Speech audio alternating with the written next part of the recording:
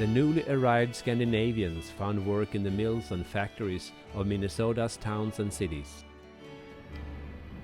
They also headed north to the big woods.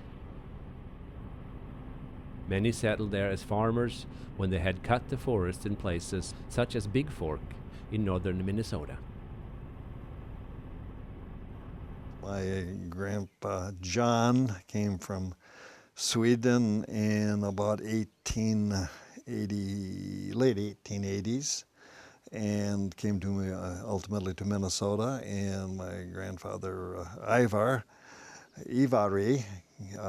came from Finland about 10 years later, and came to Michigan and ultimately to Minnesota. They came for land, and they both ultimately were homesteaders, but to make a living, to support the families. Agriculture was not enough. So they, both coming from forest areas in the old countries, they knew how to work in the woods. They knew how to sharpen a saw and how to use it. They were both excellent woodsmen. Did you log with your grandfather? I did. What was that like? Oh, it was wonderful. It was wonderful to be taken along and being able to be in the woods with them, and to have them show me how to use a saw and to swing an axe, maybe a little axe, maybe like a hatchet as a little boy. But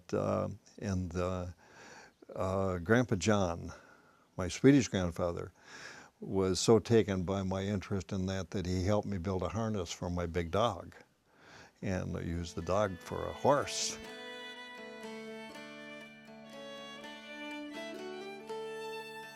Don't go so fast and then get so tired out and then sit down.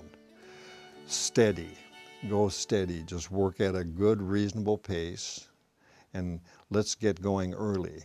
Don't wait until too late in the morning, because the days are pretty short.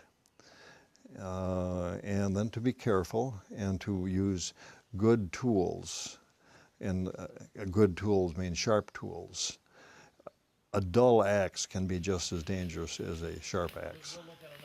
When we were cutting balsam poles to make a log building one time, and the balsam oftentimes would have rotten tops, and to be careful about those rotten tops so that they don't fall on you.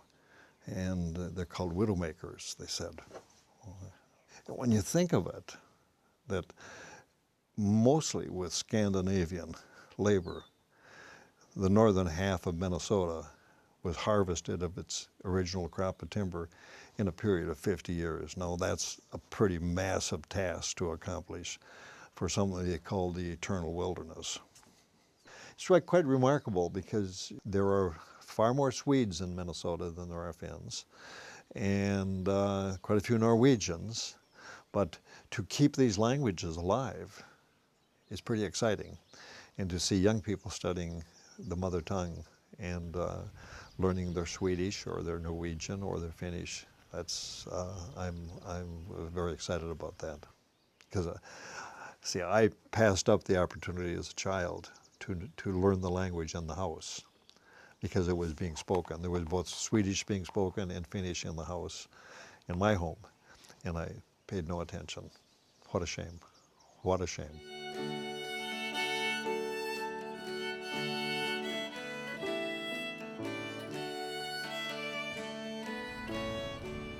A bit west of Big Fork lies the town of Saum, where Scandinavian immigrants early on settled in the north.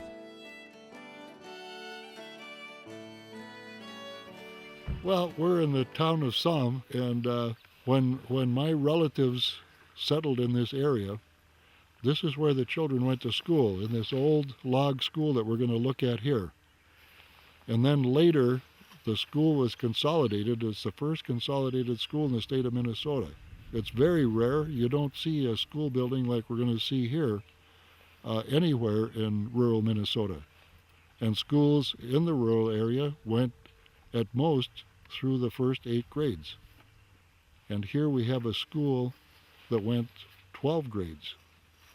And in that first graduating class, there were 2 people in that class. And The one was a woman, and the other one is a fellow that is one of my relatives, my mother's first cousin, the son of Otto Peterson, who was my grandmother's brother. That's why I wanted you to come here today. It must have been pretty small, because when you look at the number of desks that you got room for, there's not many. And if the first graduate had only 2 in the class when they got that far, but that was typical, you know. The country school I went to, a one-room school, we were 24 total for all the 8 grades. And we were in a closer populated area than you see here, so I would guess very likely it would be less than 24 children for the 8 grades. Sow a thought, you reap an action. Sow an action, you reap a habit. Excellent.